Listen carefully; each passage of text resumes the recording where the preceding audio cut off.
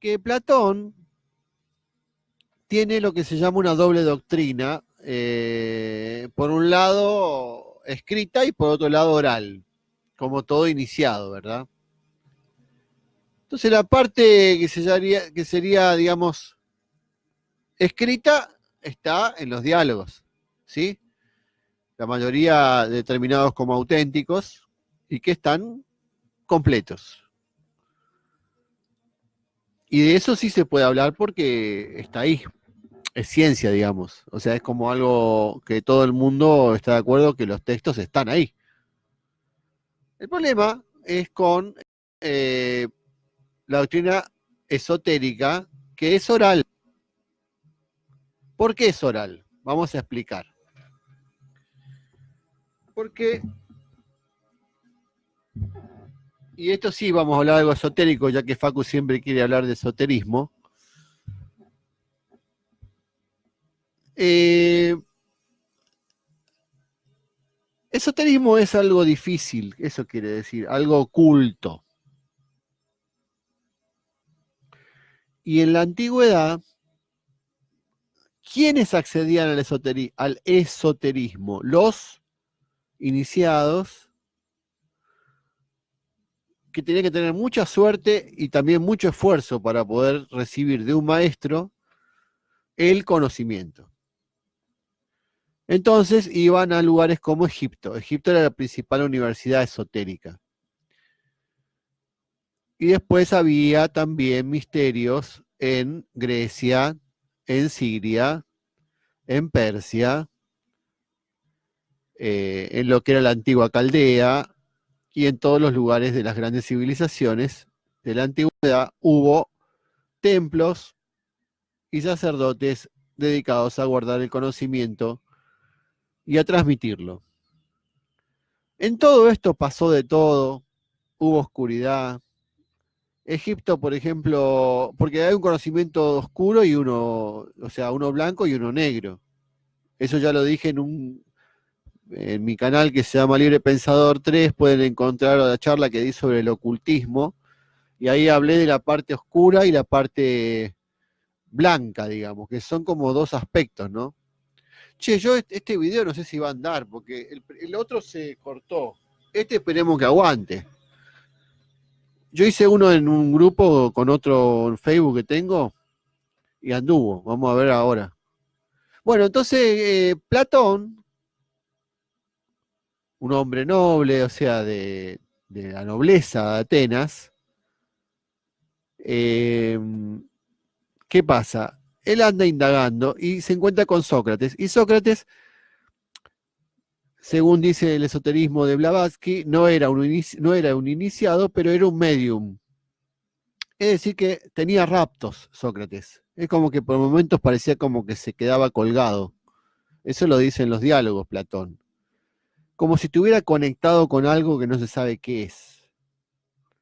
Y se quedaba ahí y dice que una vez, no sé, en una de esos banquetes, esas reuniones que hacían para comer y filosofar y escuchar música y todo eso,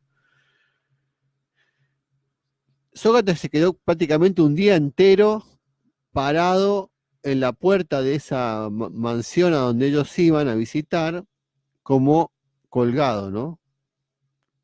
Como mirando para arriba. Y bueno, algunos dirían, bueno, tal vez estaba filosofando, pero quien estudió esoterismo, como el caso de Blavatsky, sabe que son estados de trance esos, y quedan como duros así, como estáticos, ¿no? Como si el alma se fuera o entrara otro espíritu o algún fenómeno extraño, ¿no? Pero eso no importa, porque lo que importa es la filosofía de Platón, no los fenómenos. ¿Qué importa si una persona puede levitar cosas o producir portentos si su filosofía es pobre y no tiene continuidad, ¿no? Porque lo importante es que Platón dio una filosofía que es la base, la médula, la sangre, la esencia de toda la cultura occidental. Imagínate. O sea, me parece que ese milagro es más fuerte que cualquier cosa que le haya pasado a Sócrates o lo que sea. Ahora, con su filosofía exotérica, es decir, con X. La parte esotérica es la que no se conoce. Y la que me pregunta Facu, quiere que hable de algo que no se conoce. Pero yo les voy a decir qué puedo intuir dentro de la filosofía platónica, que es que Platón, luego de irse Sócrates de este mundo y beber la cicuta, él anda indagando, ¿no? Y se conecta con los pitagóricos, y ahí es donde recibe conocimiento esotérico, creo yo, pienso yo, por el lado pitagórico. Significa que Pitágoras, que sí era un iniciado y de alto rango, porque él anduvo por todos lados y especialmente en Egipto, y recibió conocimientos ocultos.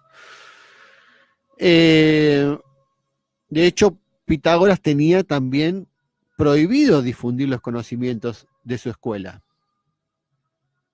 O sea que el secretismo, y lo que dice Blavatsky en la doctrina secreta, que es el sigilo de los iniciados, era la marca común de todas las épocas.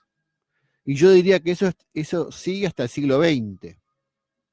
Es decir, hay cosas que no se podían decir ni contar, so pena de que te mataran incluso. Eso después sucedió con las órdenes secretas, con las órdenes templarios, masones, Rosacruz, todos ellos tuvieron esa regla de no poder revelar determinadas cosas. Así que imagínate qué podía revelar Platón. O sea, Platón transmitió oralmente a algunos discípulos algunas cosas, y esa se llama la doctrina no escrita de Platón, que unas señoras unas profesoras, unas estudiantes, investigadoras de mi facultad donde yo estudié, escribieron algunos textos sobre eso que yo no los tengo, pero se llama la doctrina no escrita de Platón. Florencia Sal, creo que se llama una de esas que escribió eso, que investigó en fuentes que no son Platón, en otras fuentes. Yo diría que el esoterismo de Platón se puede ver más claro en la filosofía que vino después. Por ejemplo, en los textos herméticos, que son un poco más explícitos de algunas cosas que Platón sabía, y también en el neoplatonismo. Si uno diría, a ver, el núcleo más espiritual y profundo, y como vos preguntás, esotérico de Platón, sería el neoplatonismo, que lo desarrolla recién Plotino siglos después. Pero bueno, yo en principio la charla la quería hacer sobre algo mucho más exotérico, es decir, algo para el vulgo, porque este Facebook y la gente que me sigue, ninguno es esoterista, la mayoría, casi ninguno sabe nada de ocultismo, ni tiene nada que ver con el tema, entonces como que lo voy a marear y confundir, salvo Facu que anda indagando en eso, pero el resto no tiene ni idea, entonces es como complicarles la vida. Yo preferiría hablar del Platón que todos estudian en la facultad, ¿no? Y esto es lo que estoy compartiendo en los videos estos. Por ejemplo, le estaba leyendo algo de Adolfo Carpio, que es un filósofo argentino, heideggeriano, que explicó todos los filósofos en un libro que se llama Principios de Filosofía, y eso estaba compartiendo en los videos anteriores, que están en mi muro si que quiere verlos, ¿sí? No sé si les parece, yo la verdad que, qué sé yo, no quiero aburrir a nadie y sí quiero compartir un poco. Entonces el planteo de Platón en términos exotéricos o en términos de la filosofía tal como se la conoce, aunque no están separadas las cosas, pero vamos a hablar de lo que conocemos, ¿sí? Es que Sócrates le dejó un legado que es el concepto. Es decir, hay algo llamado concepto. Viene de concepción, de concebir, como cuando concibes un hijo.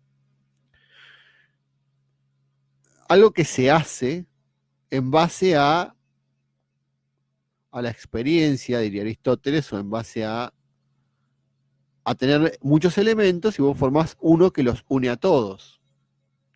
Y eso deriva en la idea, es decir, la teoría de las ideas de Platón, que es lo que yo estoy tratando en estos videos, que es el núcleo de la filosofía platónica. Entonces es muy importante para entender la estructura del pensamiento platónico, porque si entendemos esa estructura vamos a entender toda la filosofía, o por lo menos la médula, de lo que vino antes y lo que vino después, y también la cultura occidental completa. Yo le estaba explicando a unos alumnos el tema de los escépticos. Por ejemplo, los escépticos fue una escuela helenista, ¿no? Griega. Todos tenemos un escéptico adentro. Todos tenemos un estoico. ¿Cuándo? Cuando nos soportamos el dolor y soportamos todo sin quejarnos. Todos tenemos un epicúreo cuando queremos entregarnos al placer o a la felicidad y a disfrutar. ¿Me siguen?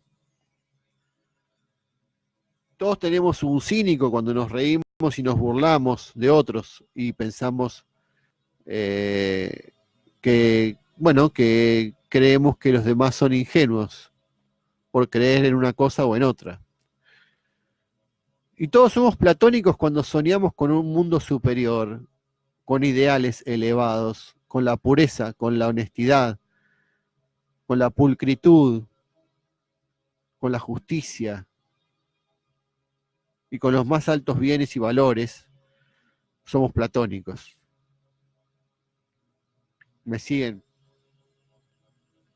Bueno, entonces, por eso es que el tema de las ideas en Platón es muy importante, porque él cree que hay ideas puras, que hay un mundo puro, ¿sí? ¿Se escucha bien o algo? Porque estoy hablando con un locutor de radio, nadie me responde, ni escriben, ni comentan. Bueno, eso.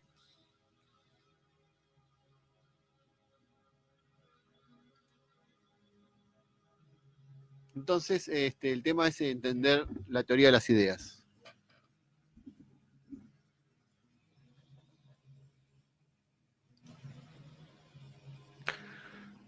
¿Algún comentario, alguna pregunta, chicos? ¿O le hablo a la nada? Bien, a ver. Entonces, una vez que él recibe ese legado del concepto socrático, donde él dialogaba en la dialéctica con los alumnos, con los discípulos, y trataba de encontrar la idea de la cosa, ¿no? Cuando decía, a ver, ¿qué es la valentía? A ver, ¿qué es la virtud? ¿Qué es? Definímela. Esa es la idea. ¿Qué es la política? ¿Sí? La quiditas, diría después Tomás de Aquino.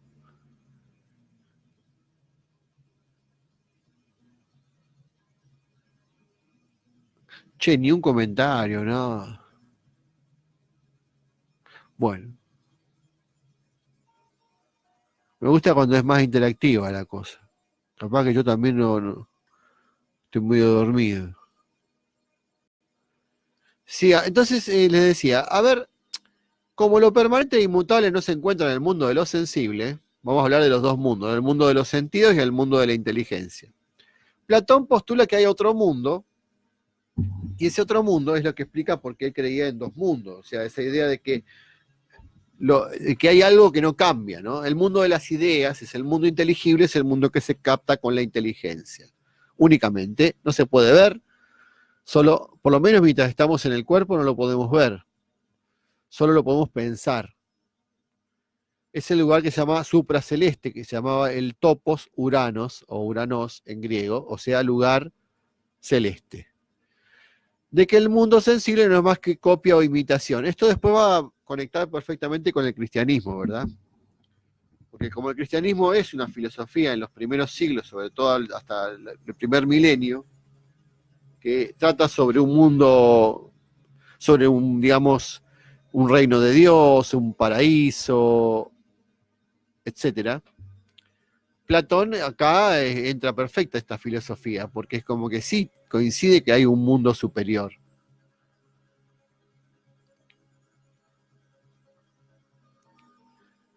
Yo todo el tiempo corto clavo para que no tenga un problema con esto. Ya, a ver. Bueno, ahora trato de ver si puedo ver la imagen. A ver, acá hay comentarios. A ver, me pasa que discúlpeme si tardo, porque tengo problemas con el Facebook y hoy se me cortó varias veces, porque no logro. Uy. Edilberto me hace una pregunta. Justamente es lo que más combate Platón, es eso que estás diciendo. Para nada, para nada. Lo que pasa es que yo ya hice, este es el cuarto video que hago. Y no sé si voy a repetir todo. A ver cómo lo resumo. Justamente todo lo que yo dije en los videos anteriores es que Sócrates y Platón combaten esa idea relativista. No están para nada de acuerdo. No existe lo cultural en el sentido de que no le interesan las opiniones. Para él hay ciencia. Y uno tiene que llegar a eso, aunque no lo pueda alcanzar, pero tiene que pretender encontrar una verdad verdadera, no algo relativo.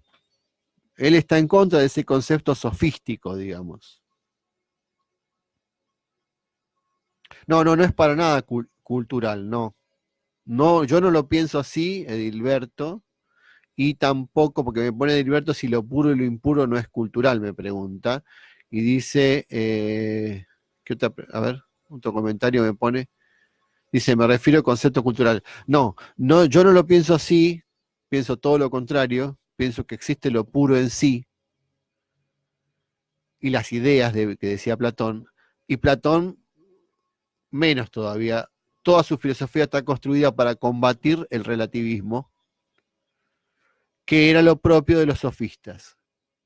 Justamente ese fue el legado que le dio Sócrates. No, es que no existe el tiempo. Justamente me pregunta Dilberto, lo puntual, solo el hombre. Mira, vos lo que estás planteando, yo lamentablemente ya lo expliqué en videos anteriores, hoy mismo, mientras se me cortaban los videos, pero lo expliqué. Toda esa filosofía, y también lo hice en comentarios que hice en mi Facebook, no sé si yo te tengo entre mis amigos, donde dije que justamente esa idea que hoy está de, ¿cómo puedo explicar? Cuando se habla de,